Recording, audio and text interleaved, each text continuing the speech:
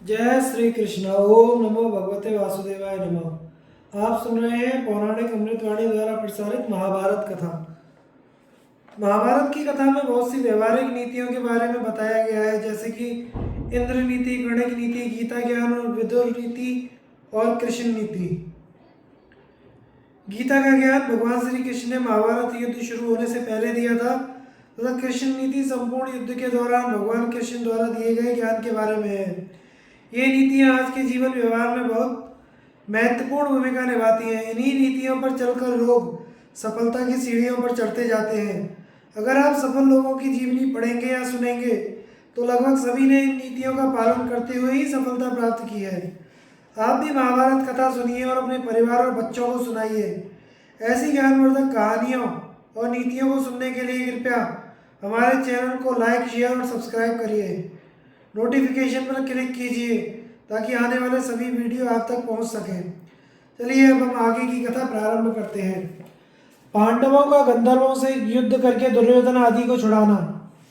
वैशंपायन जी कहते हैं, राजन, युधिष्ठिर की बातें सुनकर भीम आदि सभी पांडवों के मुख हर्ष से खिल गए। वे युद्ध के लिए उत्साहित होकर खड़े हो गए। फिर उन्होंने अभेद्य कवच और तरह तरह के दिव्य आयुध धारण किए और गंधर्वों पर धावा बोल दिया। जब विजयोन्मुक्त गंधर्वों ने देखा कि लोकपालों के समान चारों पांडव रथों पर चढ़कर रणभूमि में आए हैं तो वे लौट पड़े और व्यूह रचना करके उनके सामने खड़े हो गए। तब अर्जुन ने गंधर्वों को समझाते हुए कहा, तुम मेरे भाई राजा दुर्योधन को छोड़ दो।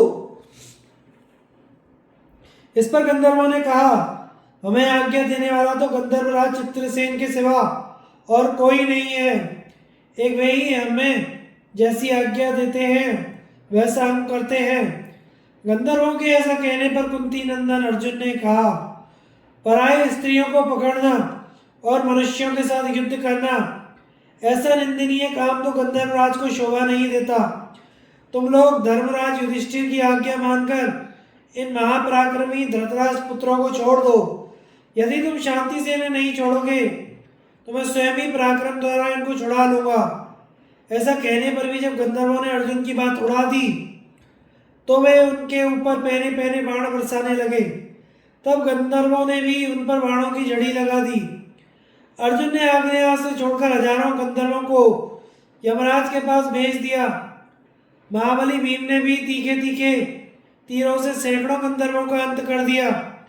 माद्रीपुत्र नकुल और सहदेव ने भी संग्राम भूमि में कदम बढ़ाकर अनेकों शत्रुओं को घेर घेर कर मार डाला। महारथी पांडव लोग जब गंधर्वों को इस प्रकार दिव्य अस्त्रों से मारने लगे तो वे धृतराष्ट्र के पुत्रों को लेकर आकाश में उड़कर जाने लगे।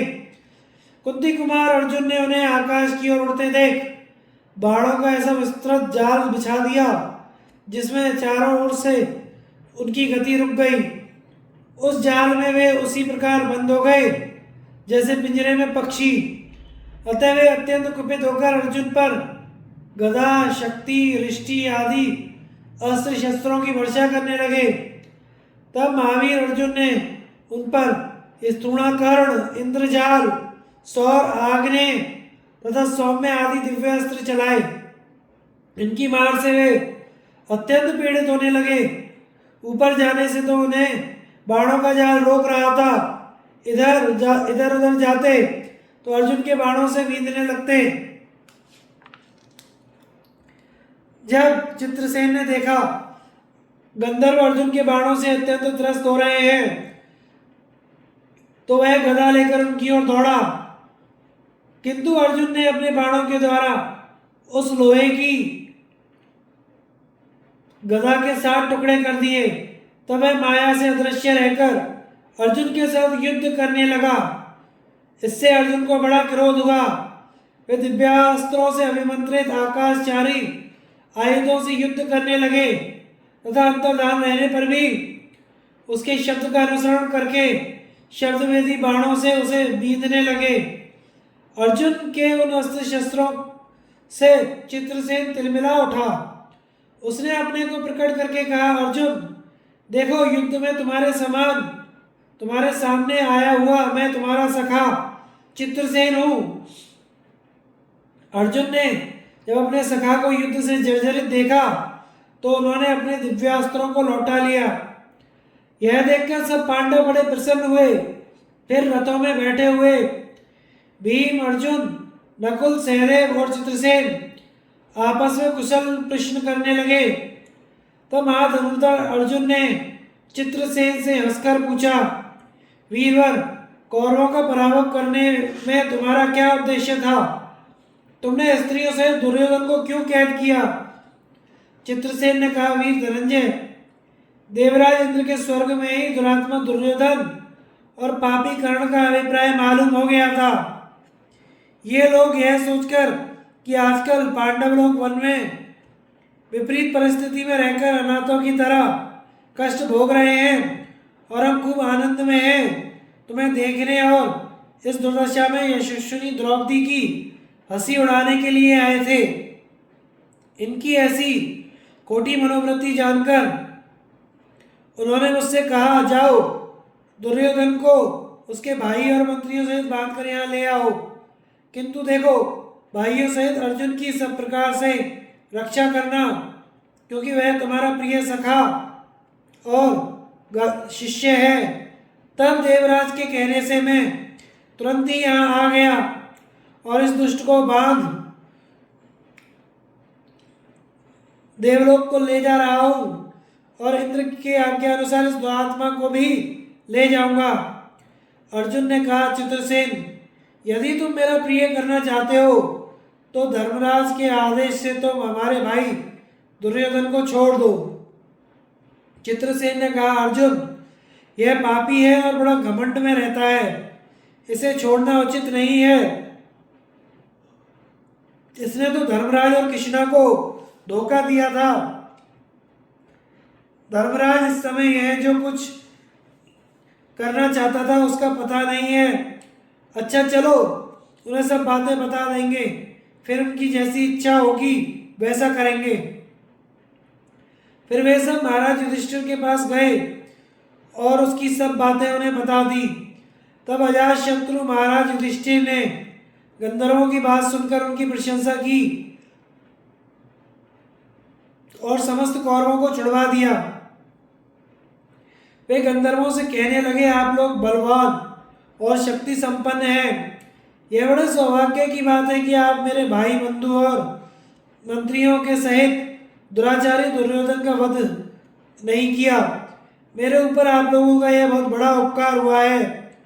फिर बुद्धिमान महाराज युधिष्ठिर की आज्ञा लेकर अप्सराओं सहित चित्रसेन आदि गंधर्व अत्यंत प्रसन्न चित्त से स्वर्ग को चले गए।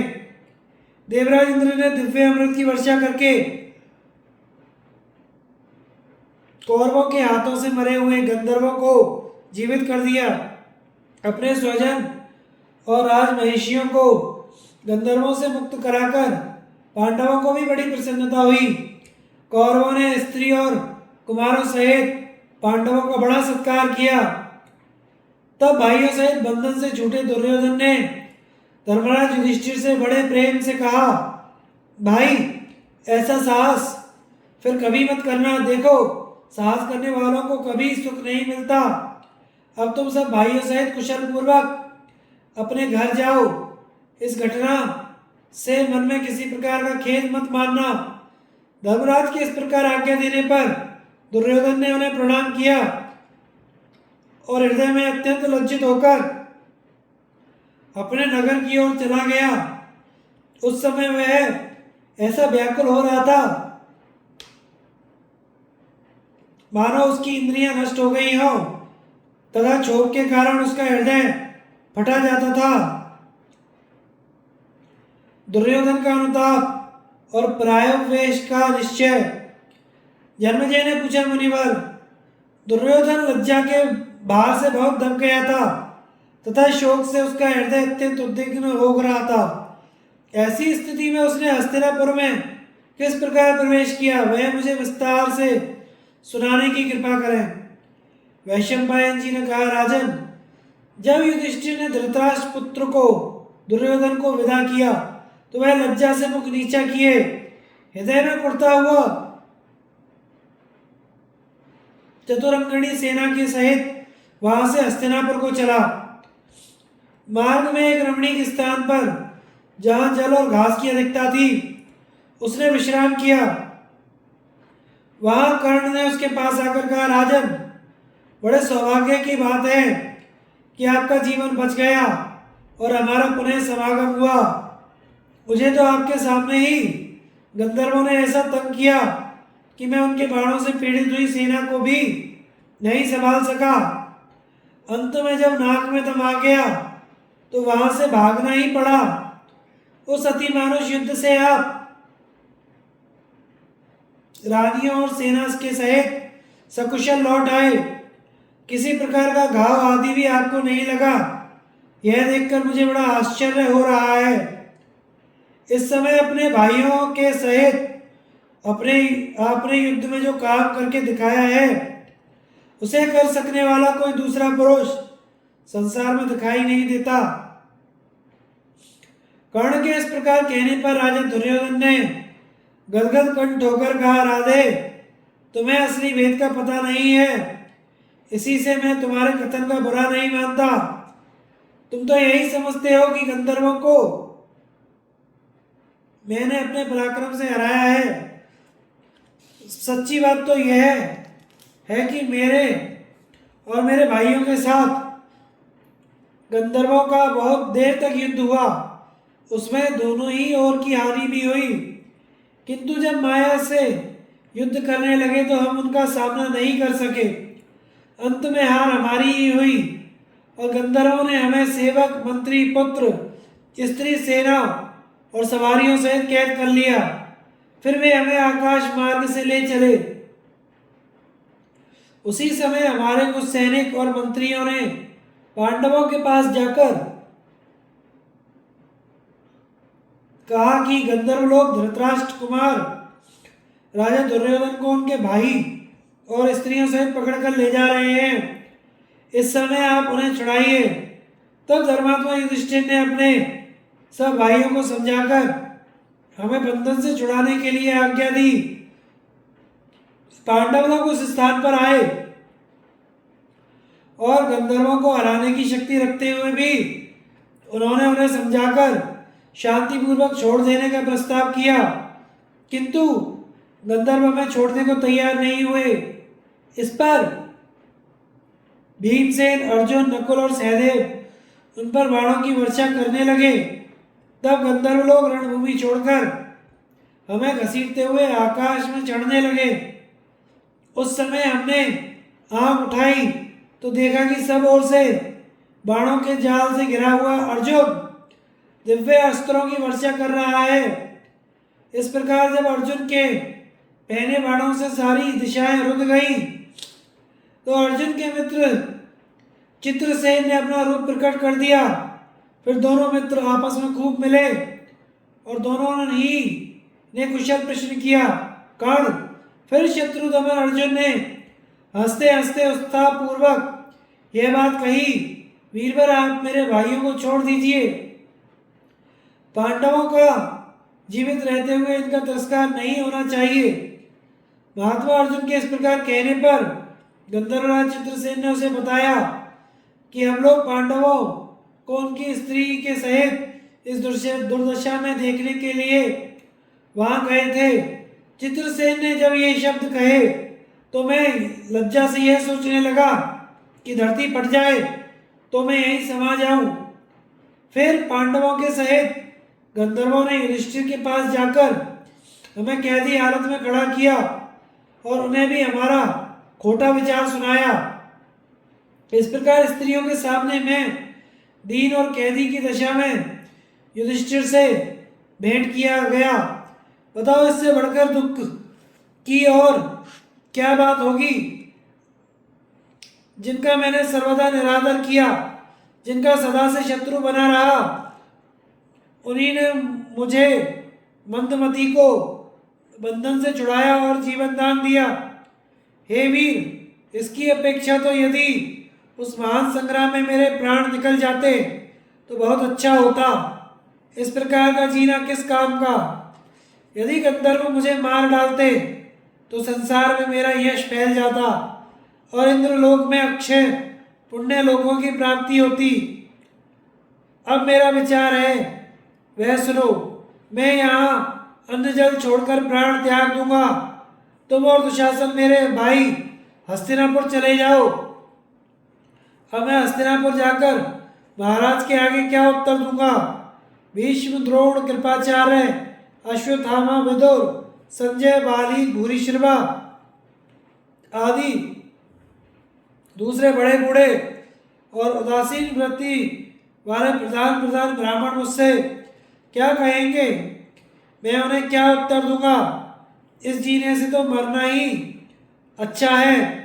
इस प्रकार दुर्योधन चिंताग्रस्त हो रहा था। उसने फिर दुशासन से कहा, भाई तुम मेरी बात सुनो। मैं तुम्हें राज्य देता हूँ, इसे स्वीकार करके तुम मेरी जगह राजा बनो और कर्ण तथा शकुनी की सलाह से इस समृद्धशाली पृथ्वी का शासन करो।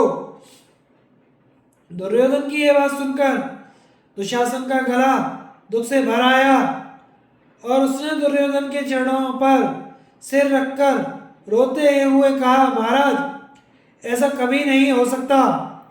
सारी भूमि फट जाए, सूर्य अपने तेज को और चंद्रमा अपनी शीतलता को त्याग दे, हिमालय अपने स्थान को छोड़ दे और अग्नि उष्णता का परित्याग कर दे, तो भी आपके बिना मैं पृथ्वी का शासन नहीं करूंगा। बस आप प्रसन्न हो जाइए। ऐसा कहकर दुशासन ने दोनों हाथों से अपने बड़े भाई के चरण पकड़ लिए और वह ढाड़ मारकर रोने लगा। दुर्योधन और दुशासन को अत्यंत दुखित देखकर कर्ण को भी बड़ी व्यथा हुई और उसने उनसे कहा, आप दोनों नासमझी से सामान्य पुरुषों के समान क्यों शोक करते हैं? शोक करने वालों का शोक तो कभी दूर नहीं हो सकता। अतः धैर्य धारण करें। इस प्रकार शोक करके शत्रुओं का हर्ष मत बढ़ाइए। पांडवों ने आपको गंधर्वों के हाथ से छुड़ाया। ऐसा करके तो उन्होंने अपने कर्तव्य का ही पालन किया। राज्य के भीतर रहने वाले पुरुषों को सर्वदा राजा का प्रिय ही करना चाहिए। इसलिए ऐसी कोई बात हो भी गई तो उससे आपको संताप नहीं होना चाहिए। देखिए, आपके प्रयोगवेश के विचार को सुनकर आपके सभी भाई उदासीन हो गए हैं। इसलिए इस संकल्प को छोड़कर खड़े होइए और अपने भाइयों को ढाढ़स बधाइए। यदि आप मेरी बात नहीं मानेंगे तो मैं भी आपके चरणों की सेवा में यहीं रहूंगा। आपके बिना तो मैं भी जीवित नहीं रह सकता। तब सुबल पुत्र शकुनी ने भी दुर्योधन को समझाते हुए कहा, राजन, कर्ण ने जो यथार्थ बात कही है वह तो तुमने सुनी ही है। फिर मैंने तुम्हें जो समृद्धिशाली राजलक्ष्मी पांडवों से छीन कर दी है उसे तुम इस प्रकार मोहवश क्यों खोना चाहते हो? तुम आज मूर्खता से ही अपने प्राण त्यागने को तैयार हुए हो, अथवा मेरे विचार से तुमने कभी बड़े बूढ़ों की सेवा नहीं की, इसी से ऐसी उल्टी बातें सूझती हैं। यह तो हर्ष की बात है और तुम्हें इसके लिए पांडवों का सत्कार करना चाहिए। तुम शोक कर रहे हो, तुम्हारा यह काम तो उल्टा ही है। इसलिए तुम उदासी छोड़ दो और पांडवों ने तुम्हारे साथ जो उपकार किया है उसे स्मरण करके उन्हें उनका राज्य दे दो। इससे तुम यश और धर्म प्राप्त करोगे। तुम मेरी बात मानकर ही ऐसा करो, इससे तुम कृतज्ञ माने जाओगे। तुम पांडवों के साथ भाईचारे का सा व्यवहार करके उन्हें अपनी जगह बिठा दो और उनका पैतृक राज्य उन्हें सौंप दो। इससे तुम्हें सुख मिलेगा। वैशंपायन जी कहते हैं, राजन, इस प्रकार दुर्योधन को उसके सुहृद मंत्री भाई बंधु ने बहुत तेरा समझाया, परंतु वह अपने निश्चय से नहीं डिगा। उसने कुश और वल्कल के वस्त्र धारण किए और स्वर्ग प्राप्ति की इच्छा से वाणी का संयम कर उपवास के नियमों का पालन करने लगा। दुर्योधन का प्रायोपवेश परित्याग। दुर्योधन को प्रायोपवेश करते देखकर देवताओं से पराजित पातालवासी दैत्य और दानवों ने विचार किया कि इस प्रकार दुर्योधन का प्राणांत हो गया तो हमारा पक्ष गिर जाएगा। इसलिए उन्होंने उसे अपने पास बुलाने के लिए बृहस्पति और शुक्र के बताए हुए अथर्व वेदोक्त मंत्रों द्वारा औपनिषद कर्मकांड आरंभ किए। वेद वेदांत में निष्णांत ब्राह्मण लोग मंत्रोच्चारण पूर्वक अग्नि में घी और दूध की आहुति देने लगे। कर्म समाप्त होने पर यज्ञ कुंड में से एक बड़ी ही अद्भुत कृत्या जम्बाई लेती हुई प्रकट हुई और बोली, बताओ मैं क्या करूं? तब दैत्यों ने प्रसन्न होकर कहा, तू प्रायोपवेश करते हुए राजा दुर्योधन को यहाँ ले आ। तब कृत्या जो आज्ञा कहकर गई और एक क्षण में ही दुर्योधन के पास पहुंच गई। फिर एक क्षण में ही उसे लेकर रसातल में पहुंच गई। दुर्योधन को आया देखकर दानवों के चित्त प्रसन्न हो गए।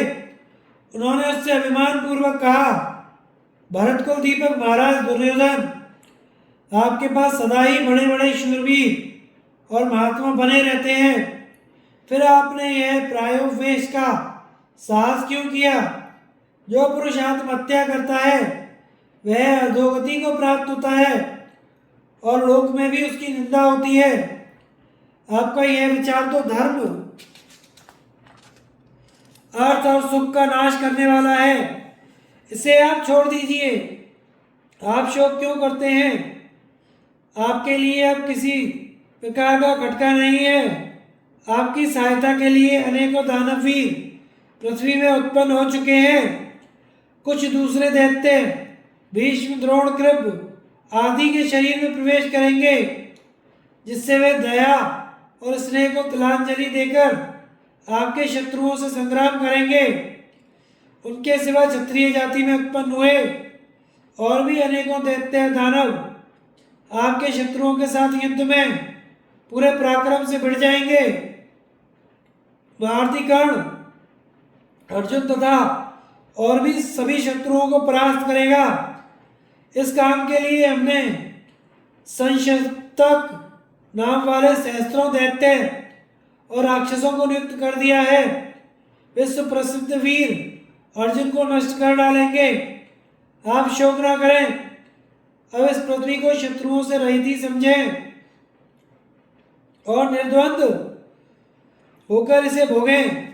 देखिए, देवताओं ने तो पांडवों का आश्रय ले रखा है और आप सर्वदा हमारी गति हैं। इस प्रकार दुर्योधन को उपदेश देकर उन्होंने कहा, अब आप घर जाइए और शत्रुओं पर विजय प्राप्त कीजिए। दैत्यों को विदा करने पर कृत्या ने दुर्योधन को फिर प्रायोपवेश के स्थान पर पहुंचा दिया और वह वहीं अंतर्ध्यान हो गई। कृत्या के चले जाने पर दुर्योधन को चेत हुआ। उसने इस सब प्रसंग को एक स्वप्न सा समझा। दूसरे दिन सवेरा होते ही कर्ण ने हाथ जोड़कर हंसते हुए कहा, महाराज, मरकर कोई भी मनुष्य शत्रुओं को नहीं जीत सकता। जो जीता रहता है वह कभी सुख के दिन भी देख लेता है। आप इस तरह क्यों सो रहे हैं? शोक की ऐसी क्या बात है? एक बार अपने पराक्रम से शत्रुओं को संतप्त करके अब मरना क्यों चाहते हैं? आपको अर्जुन का पराक्रम देखकर भय तो नहीं हो गया? यदि ऐसा है तो आपके आगे सच्ची प्रतिज्ञा करके कहता हूं कि मैं उसे संग्राम में मार डालूंगा। मैं प्रतिज्ञा पूर्वक शस्त्र छूकर कहता हूं कि पांडवों के अज्ञातवास का 13वां वर्ष समाप्त होते ही मैं उन्हें आपके अधीन कर दूंगा। कर्ण के इस प्रकार कहने पर और दुशासन आदि के बहुत अनुनय विनय करने पर तथा दैत्यों की बात याद करके दुर्योधन आसन से खड़ा हो गया। उसने पांडवों के साथ युद्ध करने का पक्का विचार कर लिया और फिर हस्तिनापुर चलने के लिए रथ, हाथी, घोड़े और पदातियों से युक्त अपनी चतुरंगिणी सेना को तैयार करने की आज्ञा दी। वह विशाल वाहिनी सज धजकर गंगा जी के प्रवाह के समान चलने लगी। इस प्रकार कुछ ही समय में सब लोग हस्तिनापुर पहुंच गए। कर्ण की दिग्विजय और दुर्योधन का वैष्णव याग। जन्मेजय ने पूछा, मुनिवर कृपया करके कहिए, जिस समय महामना पांडवगण द्वैतवन में रहते थे उस समय हस्तिनापुर में महाधनुर्धर धृतराष्ट्र पुत्र, सूत पुत्र कर्ण, शकुनी, भीष्म, द्रोण और कृपाचार्य ने क्या किया? वैशंपायन जी बोले, राजन, दुर्योधन के लौट आने पर भीष्म पितामह ने उससे कहा, बस जब तुम द्वैतवन जाने के लिए तैयार हुए थे उसी समय मैंने तुमसे कहा था कि मुझे तुम्हारा वहां जाना अच्छा नहीं मालूम होता, किंतु तुम वहां चले ही गए। वहां शत्रुओं के हाथ से तुम्हें बंधन में बंधना पड़ा। फिर धर्मज्ञ पांडवों ने ही तुम्हें उनसे छुड़ाया। इससे तुम्हें लज्जा नहीं आती? देखो उस समय सारी सेना और तुम्हारे भी सामने ही यह सूतपुत्र गंधर्वों से डरकर भाग गया था। उस समय तुमने महात्मा पांडव और दुष्ट बुद्धि कर्ण का पराक्रम भी देखा ही होगा। यह कर्ण तो धनुर्वेद, शूरवीरता या धर्म में पांडवों के चौथाई हिस्से के बराबर भी नहीं है। अतः इस कुल की वृद्धि के लिए मैं तो पांडवों के साथ संधि कर लेना ही अच्छा समझता हूं। भीष्म के इस प्रकार कहने पर राजा दुर्योधन हंसकर शकुनी के साथ चल दिए। उन्हें जाते देख कर्ण और दुशासन भी उनके पीछे हो लिए। उन्हें अपनी बात पूरी सुने बिना ही जाते देख भीष्म भी अपने घर को चले गए। उनके जाने पर धृतराष्ट्र पुत्र राजा दुर्योधन फिर उसी जगह आकर अपने मंत्रियों से सलाह करने लगा, हमारा हित किस प्रकार हो और अब हमें क्या करना चाहिए। उस समय कर्ण ने कहा, राजन सुनिए, मैं आपसे एक बात कहता हूँ। भीष्म सदा ही हमारी निंदा करते रहते हैं और पांडवों की प्रशंसा करते रहते हैं। आपसे द्वेष करने के कारण उनका मेरे प्रति भी द्वेष हो गया है और आपके आगे वे मेरी तरह तरह से निंदा करते हैं। सो मैं भीष्म के उन शब्दों को सहन नहीं कर सकता। आप मुझे सेवक सेना सवारी देकर पृथ्वी विजय की आज्ञा दीजिए। आपकी विजय अवश्य होगी। मैं शस्त्रों की शपथ करके सच्ची प्रतिज्ञा करता हूँ। कर्ण के ये शब्द सुनकर दुर्योधन ने अत्यंत प्रेम से कहा, वीर कर्ण, तुम सदा ही मेरा हित करने के लिए उद्यत रहते हो। यदि तुम्हें निश्चय है कि मैं अपने सारे शत्रुओं को परास्त कर दूंगा तो तुम जाओ और मेरे मन को शांत करो। दुर्योधन के ऐसा कहने पर कर्ण ने अपनी दिग्विजय यात्रा के लिए सभी आवश्यक चीजें तैयार करने की आज्ञा दी।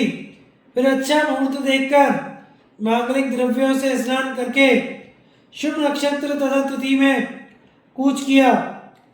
उस समय ब्राह्मणों ने उसे आशीर्वाद दिया तथा उसके रथ की घड़घड़ाहट से तीनों लोग गूंज उठे। हस्तिनापुर से बड़ी भारी सेना लेकर महाधनुर्धर कर्ण ने राजा द्रुपद की राजधानी को घेरा। फिर बड़ा भीषण युद्ध करके द्रुपद को अपना आश्रित बना लिया। उससे कर के रूप में उसने बहुत सा सोना, चांदी और तरह तरह के रत्न लिए। उसके बाद जो राजा द्रुपद के अधीन थे उन्हें जीतकर उनसे भी कर लिया। फिर वहां से चलकर वह उत्तर दिशा में गया। उधर सब राजाओं को हराया। महाराज भगदत्त को जीतकर वह शत्रुओं से लड़ता लड़ता हिमालय पर चढ़ गया। इस प्रकार उस ओर के सब राजाओं को जीतकर उसने नेपाल देश के राजाओं को भी परास्त किया। फिर हिमालय से नीचे आकर पूर्व की ओर धावा बोला और उस ओर के अंग, वंग, कलिंग, शुंडीक, मिथिला, मगध, कर्कखंड, आवशीर, योद्धा, क्षत्र आदि राज्यों को जीतकर अपने वश में किया। इसके पश्चात उसने वस्त्रभूमि को जीता और फिर केवला, मृत्तिकावती, मोहनपत्तन, त्रिपुरी और कोसला आदि पुरियों को अपने अधीन किया। इन सबको जीतकर इनसे कर लेकर कर्ण ने दक्षिण की ओर प्रस्थान किया। उधर भी उसने अनेकों महारथियों को परास्त किया। रुक्मी के साथ कर्ण का बड़ा घोर युद्ध हुआ, किंतु अंत में उसे भी इच्छा अनुसार कर देना पड़ा। फिर वह पांडे और श्रीशैल की ओर गया। वहां केरल, नील, वेणुधारिसुत आदि अनेकों राजाओं से कर लेकर फिर शिशुपाल के पुत्र को परास्त किया। उसके आसपास के जो राजा थे उन्हें भी उस महावीर ने अपने अधीन कर लिया। इसके पश्चात अवंती देश के राजाओं को जीतकर साम पूर्वक वृष्णिवंशियों को अपने पक्ष में किया। फिर पश्चिम दिशा को जीतना आरंभ किया। उस दिशा में जाकर उसने यवन और बर्बर राजाओं से कर लिया। इस प्रकार उसने पूर्व, पश्चिम, उत्तर, दक्षिण सभी दिशाओं में सारी पृथ्वी विजय कर ली। इस तरह सारी पृथ्वी को अपने वश में करके जब धनुर्धर वीर कर्ण हस्तिनापुर में आया तो राजा दुर्योधन ने अपने भाई, बड़े बूढ़े बंधु बांधवों सहित आह्वानी करके उसका विधिवत सत्कार किया तथा बड़ी प्रसन्नता से उसकी दिग्विजय की घोषणा कराई। फिर कर्ण से कहा, कर्ण, तुम्हारा मंगल हो। तुमसे मुझे वह चीज मिली जिसे मैं भीष्म, द्रोण, कृप और बालीक से भी प्राप्त नहीं कर सका। वे सबके सब पांडव तथा दूसरे राजा तो तुम्हारे 16वें अंश की भी बराबरी नहीं कर सकते। मैंने पांडवों का बड़ा भारी राजसूय यज्ञ देखा था, तो मेरी इच्छा भी राजसूय यज्ञ करने की है। तुम उसे पूरी करो। दुर्योधन के इस प्रकार कहने पर कर्ण ने उससे कहा, राजन, इस समय सभी नृपतिगण आपके अधीन हैं। आप याचकों को बुलाकर यज्ञ की तैयारी कराइए। तब दुर्योधन ने अपने पुरोहित को बुलाकर उनसे कहा, द्विजवर, आप मेरे लिए शास्त्रानुसार विधिवत राजसूय यज्ञ आरंभ कीजिए। इसकी समाप्ति पर मैं यथेष्ट दक्षिणाएं दूंगा। इस पर पुरोहित ने कहा, राजन, युधिष्ठिर के जीवित रहते हुए आप यह यज्ञ नहीं कर सकते, किंतु एक दूसरा यज्ञ है जो किसी के लिए भी निषिद्ध नहीं है। आप विधिवत उसे ही कीजिए। उसका नाम वैष्णव यज्ञ है और वह राजसूय यज्ञ के ही जोड़ का है। हमें वह बहुत प्रिय है। उससे आपका हित होगा और बिना किसी विघ्न बाधा के वह संपन्न हो जाएगा। ऋत्विजों के ऐसा कहने पर राजा दुर्योधन ने कर्मचारियों को यथायोग्य आज्ञा दी। उन्होंने अपने राजा की आज्ञा अनुसार क्रमशः सारी तैयारियां कर दी। तब महामती विदुर और मंत्रियों ने दुर्योधन को सूचना दी, राजन, यज्ञ की सब सामग्रियां तैयार हैं। सोने का बहुमूल्य हल भी बन चुका और यज्ञ का नियत समय भी आ गया। यह सुनकर राजा दुर्योधन ने यज्ञ आरंभ करने की आज्ञा दी। बस यज्ञ कार्य आरंभ हो गया और दुर्योधन को शास्त्रानुसार विधि पूर्वक यज्ञ की दीक्षा दी गई। इस समय धृतराष्ट्र, विदुर, भीष्म, द्रोण, कृप, कर्ण, शकुनी, गांधारी सभी को बड़ी प्रसन्नता हुई। राजाओं और ब्राह्मणों को निमंत्रित करने के लिए शीघ्रगामी दूत भेजे गए। वे सब तेज चलने वाली सवारियों पर बैठकर जहां तहां जाने लगे। उनमें से एक दूत से दुशासन ने कहा, तुम शीघ्र ही द्वैत बन जाओ और वहां रहने वाले पांडवों तथा ब्राह्मणों को विधिवत यज्ञ का निमंत्रण दो। उसने पांडवों के पास जाकर प्रणाम किया और उनसे कहा, महाराज, नृपति श्रेष्ठ दुर्योधन अपने पराक्रम से बहुत सा धन प्राप्त करके एक महायज्ञ कर रहे हैं। उसमें सम्मिलित होने के लिए जहां तहां से बहुत से राजा और ब्राह्मण आ रहे हैं। महामना गुरुराज ने मुझे आपकी सेवा में भेजा है। धृतराष्ट्र कुमार महाराज दुर्योधन आपको यज्ञ के लिए निमंत्रित करते हैं। आप उनका यह अभिष्ट यज्ञ देखने की कृपा करें। दूत की बात सुनकर राजा युधिष्ठिर ने कहा, अपने पूर्वजों की कीर्ति बढ़ाने वाला राजा दुर्योधन महायज्ञ के द्वारा भगवान का यजन कर रहे हैं। यह बड़ी प्रसन्नता की बात है। हम भी उसमें सम्मिलित होते, किंतु इस समय ऐसा किसी प्रकार नहीं हो सकता, क्योंकि 13 वर्ष तक हमें वनवास के नियम का पालन करना है। धर्मराज की आवाज सुनकर भीमसेन ने कहा, तुम दुर्योधन से कह देना कि 13 वर्ष बीतने पर जब युद्ध में अस्त्र शस्त्रों से प्रज्वलित अग्नि में तुझे होमा जाएगा, तभी धर्मराज युधिष्ठिर वहां आएंगे। भीम के सिवा अन्य पांडवों ने भी कुछ नहीं कहा। फिर दूत ने दुर्योधन के पास जाकर सब बातें ज्यों की त्यों सुना दी। अब अनेकों देशों से प्रधान प्रधान पुरुष ब्राह्मण हस्तिनापुर आने लगे। धर्मज्ञ विदुर ने दुर्योधन की आज्ञा से सभी वर्णों के पुरुषों का यथायोग्य सत्कार किया। उनके इच्छानुसार खाने पीने की सामग्री, सुगंधित माला, तरह तरह के वस्त्र देकर उन्हें संतुष्ट किया। राजा दुर्योधन ने भी सभी के लिए शास्त्रानुसार यथायोग्य निवास गृह बनवाए तथा सभी राजा और ब्राह्मणों को बहुत सा धन देकर विदा किया। फिर वह भाइयों तथा कर्ण और शकुनी के सहित हस्तिनापुर में लौट आया। जन्मेजय ने पूछा, मुनि, दुर्योधन को बंधन से छुड़ाने के पश्चात महाबली पांडवों ने उस वन में क्या किया, मुझे यह बताने की कृपा करें। वैशंपायन जी बोले, राजन, कुछ दिन उसी वन में रहकर फिर धर्मज्ञ पांडव तथा दूसरे साथियों सहित वहां से चल दिए। इंद्रसेन आदि सेवक भी उनके साथ हो लिए। जिस मार्ग में शुद्ध अन्न और स्वच्छ जल का सुपास था, उससे चलकर वह काम्यक वन के पवित्र आश्रम में पहुंच गए। व्यास जी का युधिष्ठिर के पास आना और उन्हें तप एवं दान का महत्व बताना। वैशंपायन जी कहते हैं, जन्मेजय, इस प्रकार वन में रहते हुए महात्मा पांडवों के 11 वर्ष बड़े कष्ट से बीते। वे फल मूल खाकर रहते, सुख भोगने के योग्य होकर भी वे महान दुख सहते थे। वे सबके सब महापुरुष थे। इसलिए यह सोचकर कि यह हमारे कष्ट का समय है, इसे धैर्यपूर्वक सहन करना चाहिए, घबराते नहीं थे। राजा युधिष्ठिर सोचते, हमारे भाइयों पर यह जो महान दुख आ पड़ा है, यह मेरी ही करनी का तो फल है। ये सब मेरे ही अपराध से तो कष्ट भोग रहे हैं। ये बातें उनके हृदय में कांटे सी चुभती थी। उन्हें रात भर नींद नहीं आती थी। अर्जुन, भीम, नकुल, सहदेव और द्रौपदी भी राजा युधिष्ठिर का मुंह देखकर सारा कष्ट धैर्यपूर्वक सह लेते थे। चेहरे पर दुख का भाव नहीं प्रकट होने देते थे।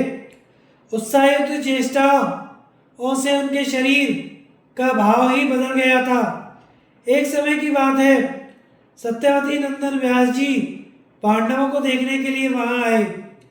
उन्हें आते देख युधिष्ठिर आगे बढ़कर बड़े सत्कार के साथ लेवा लाए। उन्हें आदरपूर्वक एक आसन पर बिठाया और भक्तिभाव से प्रणाम करके प्रसन्न किया। फिर स्वयं भी सेवा के विचार से विनयपूर्वक उनके पास बैठ गए। अपने पौत्रों को वनवास के कष्ट से दुर्बल और जंगली फल फूल खाकर जीवन निर्वाह करते देखकर व्यास जी की आंखों में आंसू भर आए। वे गदगद कंठ से बोले, महाभाव युधिष्ठिर, सुनो, संसार में तपस्या के बिना किसी को भी उच्च कोटि का सुख नहीं मिलता। तब से बढ़कर कोई साधन नहीं है। तब से ही महत्पद ब्रह्म की प्राप्ति होती है। कहाँ तक कहें, तुम थोड़े में ही इतना जान लो, ऐसी कोई वस्तु नहीं है जो तपस्या से ना मिल सके। सत्य, सरलता, क्रोध का अभाव, देवता और अतिथियों को देकर अन्नादि ग्रहण करना, इंद्रियों और मन को वश में रखना, दूसरों के दोष ना देखना, किसी जीव की हिंसा ना करना, बाहर भीतर की पवित्रता रखना, ये सद्गुण मनुष्य को पवित्र करने वाले हैं। इनसे अभ्युदय और निश्रेष की सिद्धि होती है। जो लोग इन धर्मों का पालन ना कर अधर्म में रुचि रखने वाले हैं, उन्हें पशु पक्षी आदि तिर्यक योनि में जन्म लेना पड़ता है। उन कष्टदायक योनियों में जन्म लेकर वे कभी सुख नहीं पाते। इस लोक में जो कर्म किया जाता है उसका फल परलोक में भोगना पड़ता है। इसलिए अपने शरीर को तप और नियमों के पालन में लगाना चाहिए। राजन, समय पर यदि कोई ब्राह्मण या अतिथि आ जाए तो प्रसन्न होकर अपनी शक्ति के अनुसार उसे दान दें। विधिवत पूजा करके उसे प्रणाम करें और मन में कभी भी मत्सर द्वेष को स्थान ना दें। युधिष्ठिर ने पूछा, महामुनि, दान और तपस्या में किसका फल अधिक है और इन दोनों में कौन कठिन है? व्यास जी ने कहा, राजन, दान से बढ़कर कठिन कार्य इस पृथ्वी पर कोई दूसरा नहीं है। लोगों को धन का लोभ विशेष होता है। धन मिलता भी बड़े कष्ट से है। उत्साही मनुष्य धन के लिए अपने प्यारे प्राणों का भी मोह छोड़कर जंगलों में भटकते हैं, समुद्र में गोते लगाते हैं, कोई खेती करते, कोई गौएं पालते हैं। कोई लोग तो धन की इच्छा से दूसरों की दास्ता भी स्वीकार कर लेते हैं। इस प्रकार कष्ट सहकर कमाए हुए धन का त्याग बड़ा ही कठिन है। अतः दान से दुष्कर कोई कार्य नहीं है। इसीलिए मैं दान को सर्वश्रेष्ठ मानता हूँ।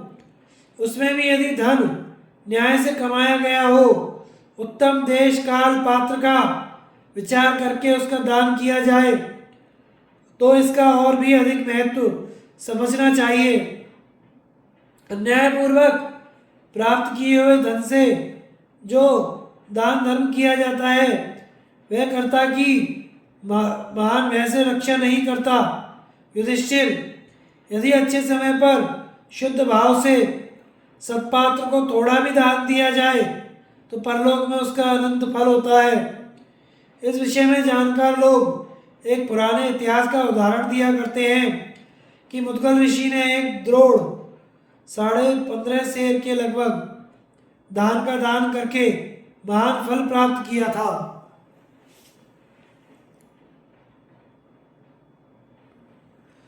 मुद्गल ऋषि की कथा।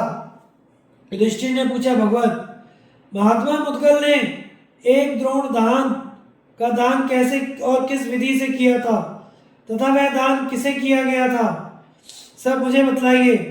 व्यास जी बोले, राजन, कुरुक्षेत्र में एक मुद्गल नाम के ऋषि रहते थे। वे बड़े धर्मात्मा और जितेंद्रिय थे। सदा सत्य बोलते, किसी की भी निंदा नहीं करते। अतिथियों की सेवा का उन्होंने व्रत ले रखा था। बड़े कर्मनिष्ठ तपस्वी महात्मा थे।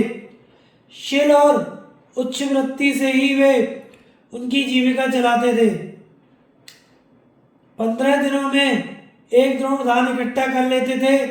उसी से इष्टिकृत नामक यज्ञ करते और 15वें दिन प्रत्येक अमावस्या तथा पूर्णिमा को दर्श पौर्णमास याग किया करते।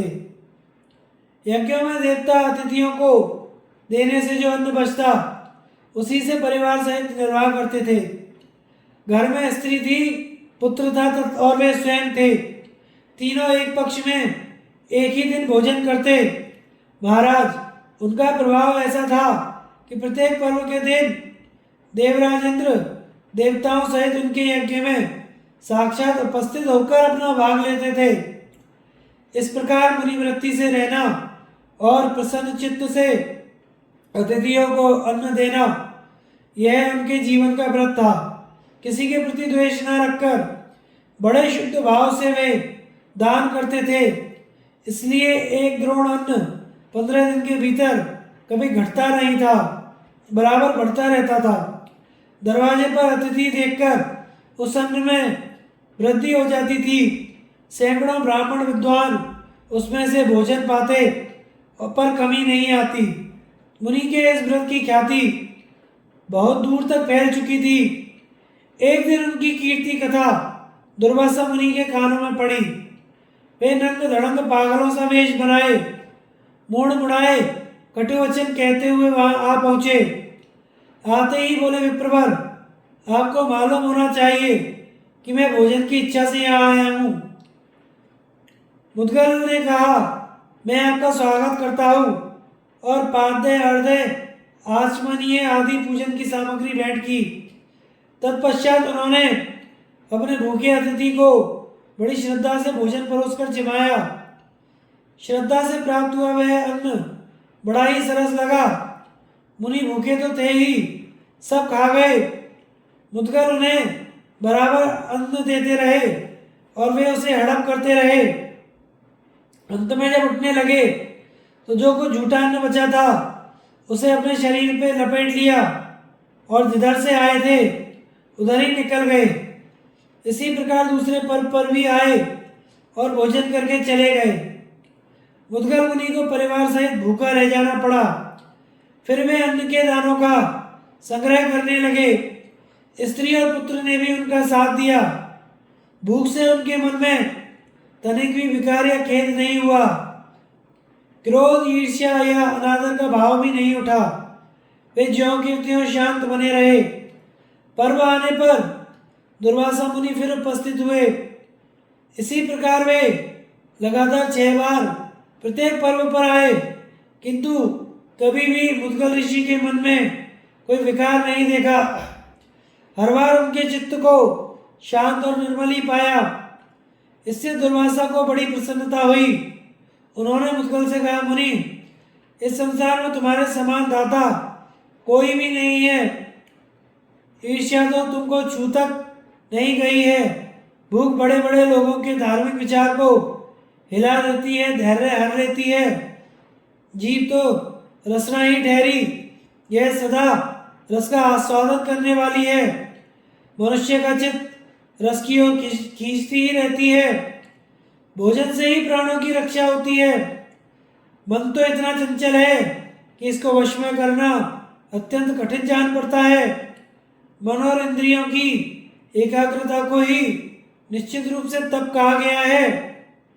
इन सब इंद्रियों को काबू में रखकर भूख का कष्ट सहते हुए बड़े परिश्रम से प्राप्त किए हुए धन को शुद्ध हृदय से दान करना अत्यंत कठिन है, किंतु यह सब तुमने सिद्ध कर लिया है। तुमसे मिलकर मैं बहुत प्रसन्न हूँ। तुम्हारा अपने ऊपर अनुग्रह मानता हूँ। इंद्रिय विजय, धैर्य, दान, शम, दया, सत्य और धर्म, ये सब तुम में पूर्ण रूप से विद्यमान है। तुम अपने शुभ कर्मों से सभी लोगों को जीत चुके हो, परम पद प्राप्त कर लिया है। देवता भी तुम्हारे दान की महिमा गा गा कर उसकी सर्वत्र घोषणा करते हैं। दुर्वासा मुनि इस प्रकार बात कर ही रहे थे कि देवताओं का दूत एक विमान के साथ वहां आ पहुंचा। उसमें दिव्य हंस और सारस जुटे हुए थे।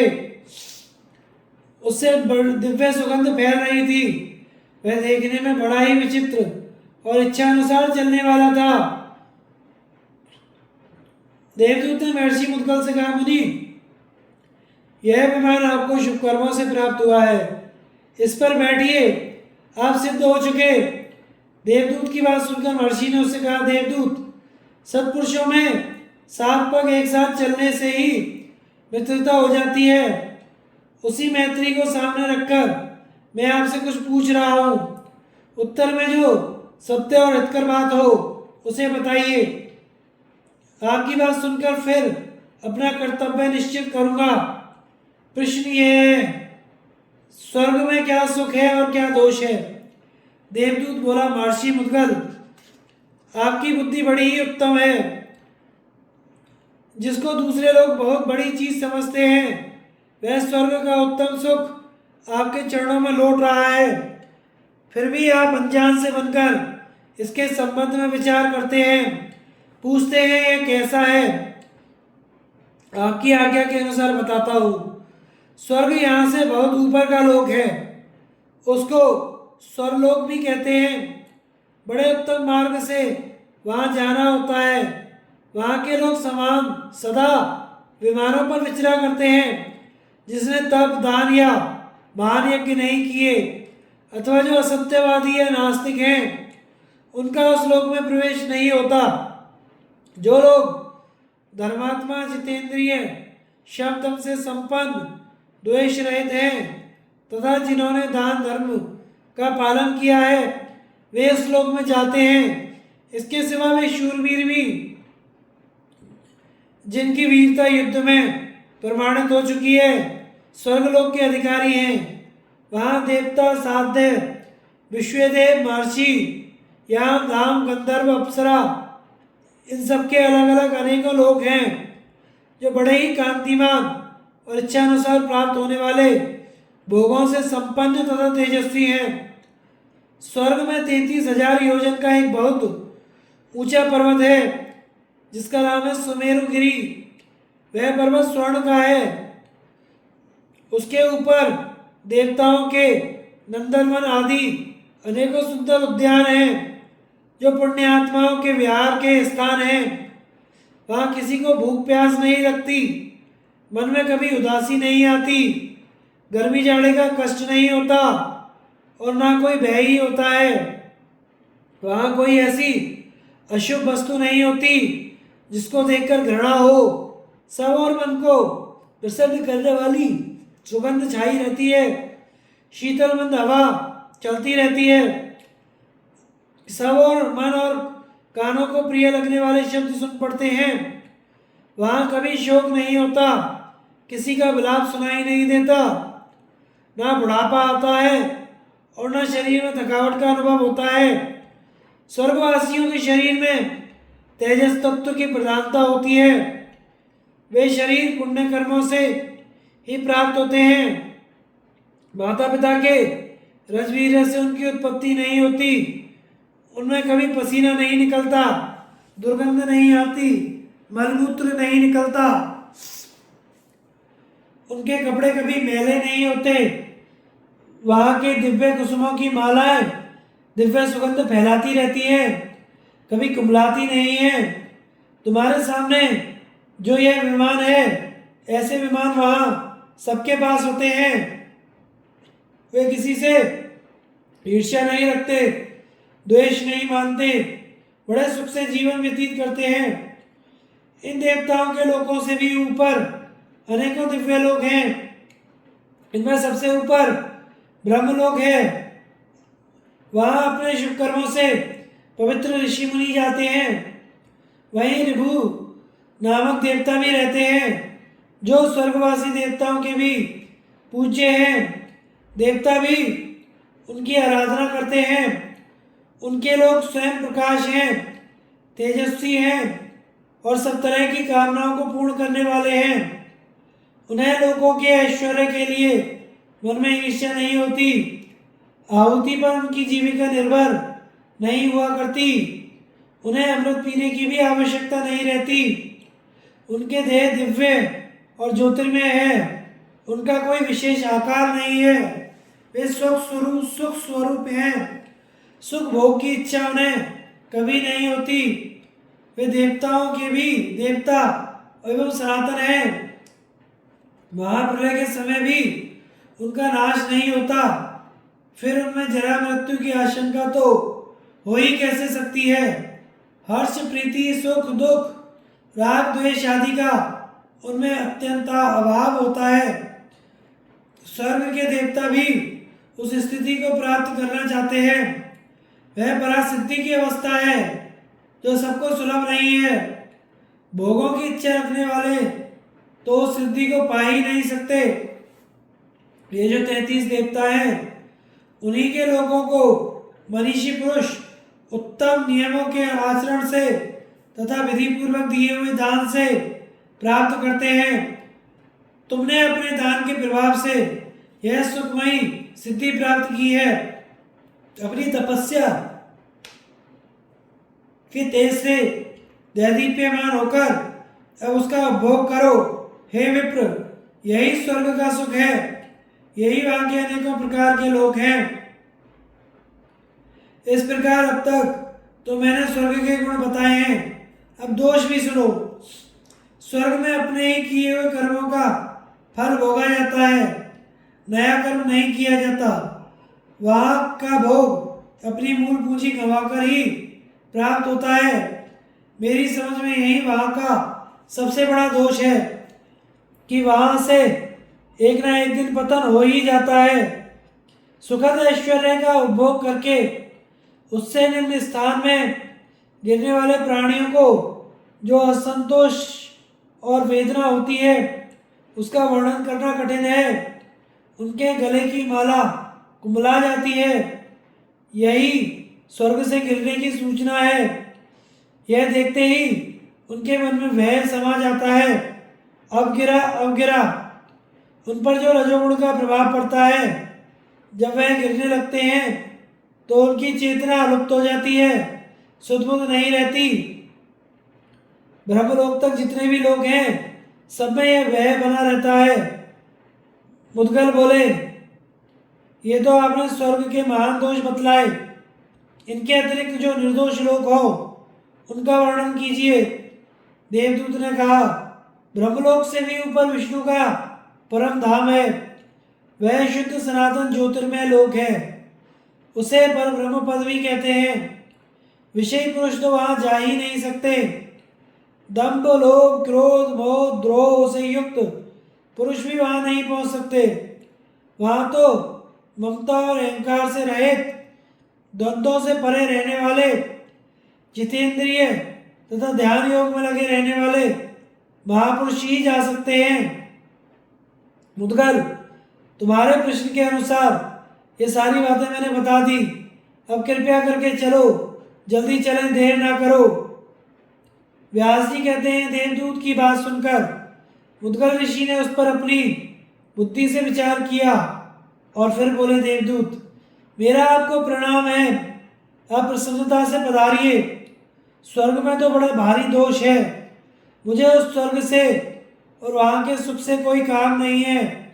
ओ, पतन के बाद तो स्वर्गवासियों को बड़ा भारी दुख और पश्चाताप होता होगा, इसलिए मुझे स्वर्ग नहीं चाहिए जहाँ जाकर व्यथा और शोक से पिंड छूट जाए।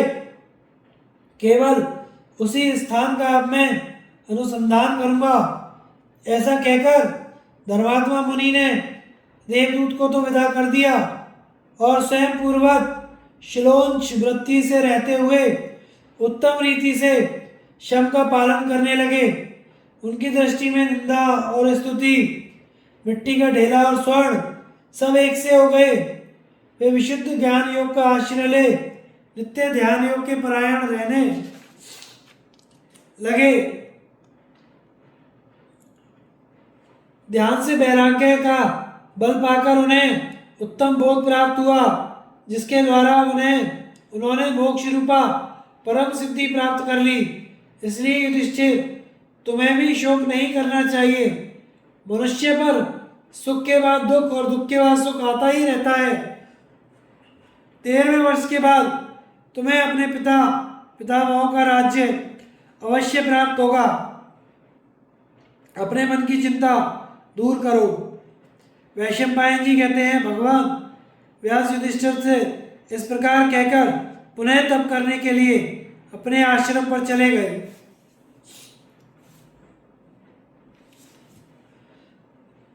दुर्योधन के द्वारा दुर्वासा का अतिथि सत्कार और वरदान पाना। जन्मेजय ने पूछा, वैशंपायन जी, जिस समय महात्मा पांडव वन में निवास कर ऋषि मुनियों के साथ अत्यंत विचित्र कथाएं वार्ताएं सुनते हुए अपना समय व्यतीत कर रहे थे, उस समय दुशासन, कर्ण और शकुनी की राय से चलने वाले पापाचारी दुरात्मा दुर्योधन आदि ने उनके साथ कैसा बर्ताव किया? भगवान, आप मुझे यही बात बताइए। वैशंपायन जी बोले, महाराज, जब दुर्योधन ने सुना कि पांडव लोग तो वन में भी उसी प्रकार आनंद से रहते हैं जैसे कि नगर में रहा करते थे, तो उनकी बुराई करने का विचार किया।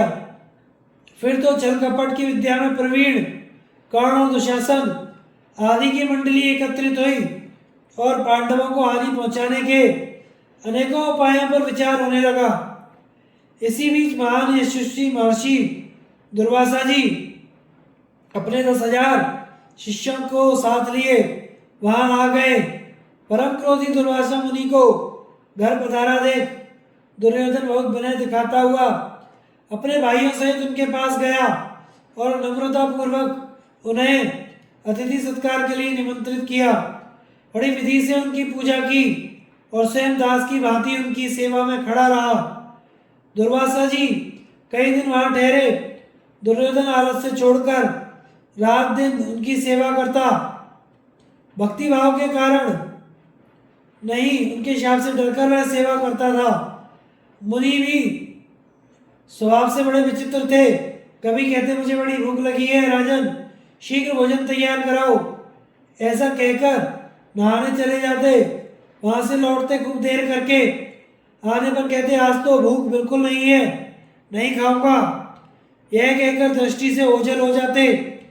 इस प्रकार का बर्ताव बारंबार उन्होंने किया तो भी दुर्योधन के मन में ना तो कोई विकार हुआ ना ही क्रोध।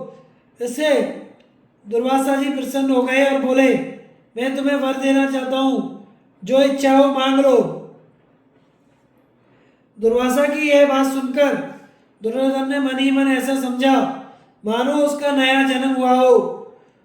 मुनि संतुष्ट हो तो उनसे क्या मांगना चाहिए, इस बात के लिए कर्ण, दुशासन आदि के साथ पहले ही सलाह हो चुकी थी। जब मुनि वर मांगने के लिए बोले तो उसने बड़ा प्रसन्न होकर यह वरदान मांगा, ब्राह्मण हमारे कुल में सबसे बड़े हैं युधिष्ठिर।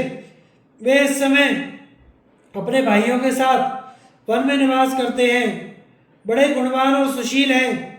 जैसे अपने शिष्यों के साथ आप आज हमारे अतिथि हुए, उसी प्रकार उनके भी अतिथि होइए।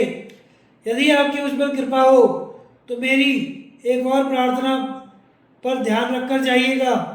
जिस समय राजकुमारी द्रौपदी सब ब्राह्मणों और अपने पतियों को भोजन कराकर स्वयं भी भोजन करने के पश्चात विश्राम कर रही हो, उस समय आप वहां पधारें। तुम पर प्रेम होने के कारण मैं ऐसा ही करूंगा। यही कहकर दुर्वासा जी जैसे आए वैसे ही चले गए। दुर्योधन ने समझा अब मैंने बाजी मार ली। उसने प्रसन्न होकर कर्ण से हाथ मिलाया। कर्ण ने भी कहा बड़े सौभाग्य की बात है, अब तो काम बन गया। तुम्हारी राजन, तुम्हारी इच्छा पूरी हुई, तुम्हारे शत्रु दुख के महासागर में डूब गए, यह सब कितने आनंद की बात है। युधिष्ठिर के आश्रम पर दुर्वासा का आतिथ्य, भगवान द्वारा पांडवों की रक्षा।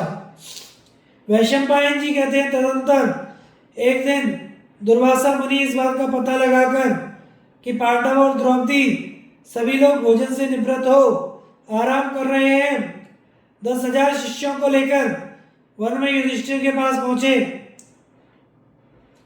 राजा युधिष्ठिर अतिथि को आते देख भाइयों सहित आगे बढ़कर उन्हें लिवा लाए, हाथ जोड़कर प्रणाम किया और एक सुंदर आसन पर उन्हें बिठाया।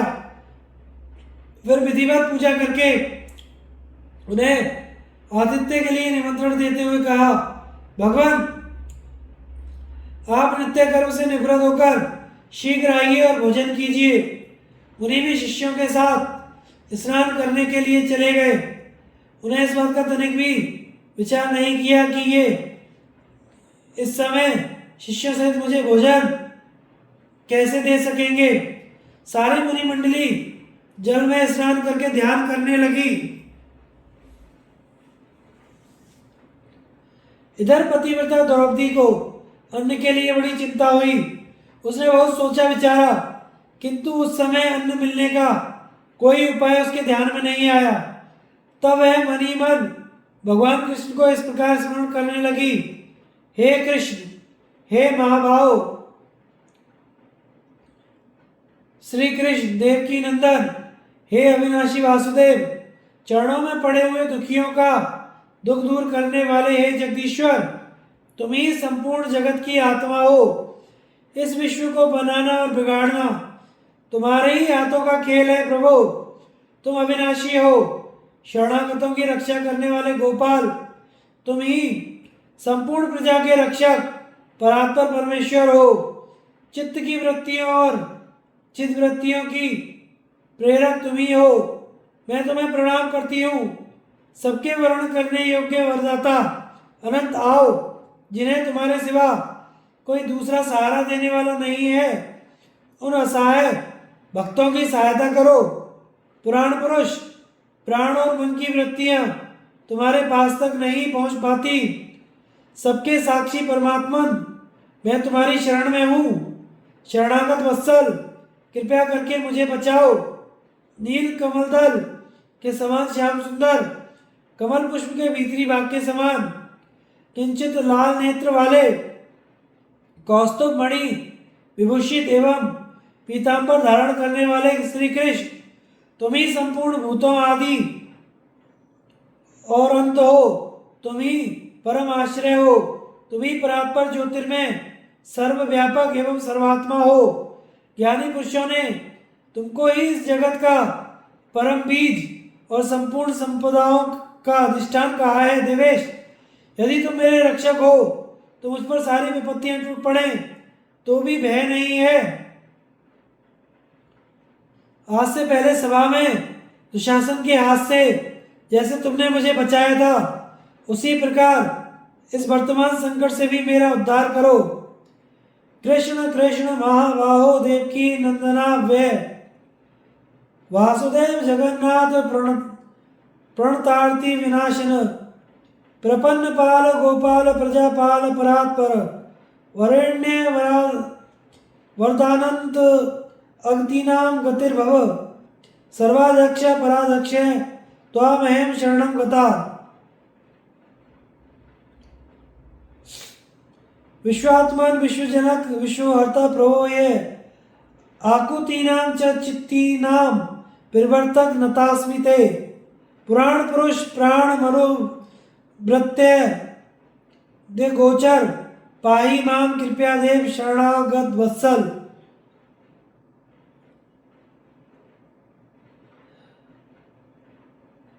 दोबारा। वासुदेव जगन्नाथ प्रणतार्ति विनाशन विश्वात्मन विश्वजनक विश्वहर्तय प्रभोभ्य प्रपन्न पाल गोपाल प्रजापाल परात्पर आकुतीनां च चित्तीनां प्रवर्तक नतास्मि ते।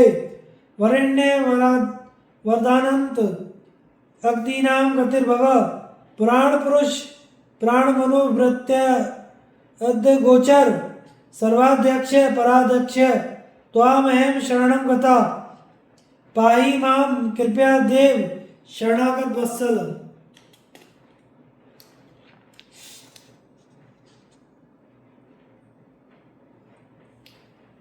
द्रौपदी ने जब इस प्रकार भक्तवत्सल भगवान की स्तुति की तो उन्हें मालूम हो गया कि द्रौपदी पर संकट आ पड़ा है। वे अचिंत्य गति परमेश्वर तुरंत वहां पहुंचे। भगवान को आया देखकर द्रौपदी के आनंद का पार न रहा। उन्हें प्रणाम करके उसने दुर्वासा मुनि के आने आदि का सारा समाचार कह सुनाया। भगवान बोले, कृष्ण, इस समय मैं बहुत थका हुआ हूँ, भूख लगी है, पहले शीघ्र ही मुझे कुछ खाने को दो, फिर सारा प्रबंध करती रहना। उनकी बात सुनकर द्रौपदी को बड़ी लज्जा हुई। बोली, भगवान, सूर्य नारायण की दी हुई बटलोई से तो तभी तक अन्न मिलता है जब तक मैं भोजन ना कर लूं। आज तो मैं भी भोजन कर चुकी हूँ, अतः अब कुछ भी नहीं है, कहाँ से लाऊं? भगवान ने कहा, द्रौपदी, मैं तो भूख और थकावट से कष्ट पा रहा हूँ, तुझे हंसी सूझती है, यह हंसी का समय नहीं है, जल्दी जा और बटलोई लाकर मुझे दिखा। इस प्रकार हट करते भगवान ने द्रौपदी से बटलोई मंगवाई। देखा तो उसके गले में जरा सा साग लगा हुआ है, उसे ही लेकर उन्होंने खा लिया और बोले, इस साग के द्वारा संपूर्ण जगत के आत्मा यज्ञ भोक्ता परमेश्वर तृप्त एवं संतुष्ट हो। फिर सहदेव से कहा, अब शीघ्र ही मुनियों को भोजन के लिए बुला लाओ। उनकी आज्ञा पाते ही सहदेव दुर्वासा आदि मुनियों को, जो देव नदी में स्नान करने के लिए गए हुए थे, बुलाने चले। मुनि लोग तो पानी में खड़े होकर अघमर्षण कर रहे थे। उन्हें सहसा पूर्ण तृप्ति मालूम हुई, मानो भोजन कर चुके हो। बार बार अन्न रस से युक्त डकारें आने लगी। जल से बाहर निकलकर वे एक दूसरे की ओर देखने लगे। सबकी एक ही अवस्था हो रही थी। फिर सब लोग दुर्वासा से कहने लगे, ब्रह्मर्षि, राजा को अन्न तैयार कराने की आज्ञा देकर हम लोग यहाँ नहाने आए थे, पर इस समय तो इतनी तृप्ति हो गई है कि कंठ तक अन्न भरा हुआ जान पड़ता है। हम कैसे भोजन करेंगे? हमने जो रसोई तैयार कराई है वह व्यर्थ होगी। अब इसके लिए क्या करना चाहिए? दुर्वासा बोले, सचमुच ही व्यर्थ भोजन बनवाकर हम लोगों ने राजर्षि युधिष्ठिर का महान अपराध किया है। राजा अम्बरीश का प्रभाव अभी हमें भूला नहीं है। उस घटना को याद करके मैं भगवान के भक्तों से सदा डरता रहता हूँ। समस्त पांडव भी वैसे ही महात्मा हैं। ये धार्मिक, शूरवीर, विद्वान, व्रतधारी, तपस्वी, सदाचारी तथा नित्य भगवान वासुदेव के भजन में ही लगे रहने वाले हैं। जैसे आग रुई की ढेरी जला डालती है, उसी प्रकार क्रोधित होने पर पांडव भी हमें जला सकते हैं। इसलिए शिष्यों, अब कल्याण इसी में है कि पांडवों से बिना पूछे ही तुरंत भाग चलो। अपने गुरु दुर्वासा मुनि की यह बात सुनकर भला शिष्य लोग कैसे ठहर सकते थे? पांडवों के भय से भागकर सबने दसों दिशाओं की शरण ली। सहदेव जो देव नदी गंगा जी में मुनियों को नहीं देख पाए और आसपास के घाटों पर घूमकर खोजने लगे। वहां रहने वाले तपस्वी ऋषियों से उन्होंने उनके भाग जाने का समाचार सुना। तब युधिष्ठिर के पास लौट आए और सारा वृत्तांत उनसे निवेदन कर दिया। तत्पश्चात जितेंद्रिय पांडव उनके पुनः लौट आने की आशा से बड़ी देर तक प्रतीक्षा करते रहे। उनको यह संदेह था कि मुनि आधी रात के बाद अचानक आकर फिर हमसे छल करेंगे। यह दैववश हम लोगों पर बड़ा संकट आ गया। किस प्रकार इससे हमारा उद्धार हो? इस प्रकार की चिंता करते हुए वे बारंबार उच्छ्वास खींचने लगे। उनकी यह दशा देखकर भगवान श्री कृष्ण ने कहा, परम क्रोधी दुर्वासा मुनि ने आप लोगों पर बड़ी विपदा आने वाली थी। यह जानकर द्रौपदी ने मेरा स्मरण किया था, इससे मैं तुरंत यहाँ आ गया। अब आप लोगों को दुर्वासा से तनिक भी भय नहीं है। वे आपके तेज से डरकर पहले ही भाग गए हैं। जो सदा धर्म में तत्पर रहते हैं वे दुख में नहीं पड़ते। अब आप लोगों से जाने की आज्ञा चाहता हूँ। आप लोगों का कल्याण हो। भगवान की बात सुनकर द्रौपदी सहित पांडवों की घबराहट दूर हुई। वे बोले, गोविंद, तुम्हें ही अपना रक्षक पाकर हम लोग बड़ी बड़ी विपत्तियों से पार हुए हैं। जैसे महासागर में डूबते को एक जहाज मिल जाए, उसी प्रकार तुम हमें सहायक मिले हो। जाओ, यूं ही भक्तों का कल्याण करो। इस प्रकार उनकी अनुमति लेकर भगवान श्री कृष्ण द्वारकापुरी को चले गए और पांडव भी द्रौपदी के साथ एक वन से दूसरे वन में घूमते हुए प्रसन्नता पूर्वक रहने लगे। नीलोत्पल दल श्याम पद्म गर्भारूढ़ क्षण पीतांबर परिधान लसत कौस्तुभ भूषण त्वमादिरन्तो भूतानां त्वमेव च परायणं परतरं ज्योति विश्वात्मा सर्वतोमुख त्वामेवाहु परम बीजं निधानं सर्वसंपदां त्वया नाथेन देवेश सर्वापदभ्यो भयं नहि दुशासन न दहेम पूर्वं सवायां मोचिता यथा तथैव संकटा दस मान मा मुद्दिर्तु मिहिरसि। आगे की कथा हम अगले भाग में सुनेंगे। हमारे चैनल को लाइक, शेयर और सब्सक्राइब करें। धन्यवाद।